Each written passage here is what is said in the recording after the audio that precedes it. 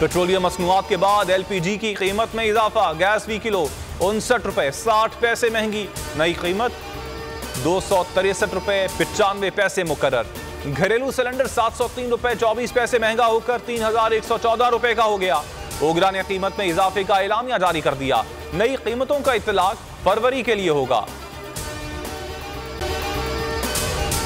अगर आपको ये वीडियो पसंद आई तो हमारे चैनल को सब्सक्राइब करें और बेल आइकन पर क्लिक करें। खूने नाहक बहुत पी चुकी ये जमीन, अब कोई दिन में ये खून उगलने को है। खत्म हो जाएगी ये तमाशागरी, वक्त पलटेगा रोजे जजा की तरह। ये जो पेशावर में ताजा लहू है बहा, एक क़यामत करेगा फलक पर बपा।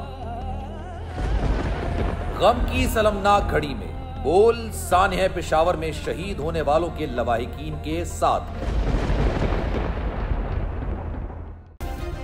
सब्सक्राइब करें और बेल दबाएं ताकि कोई खबर रह न जाए।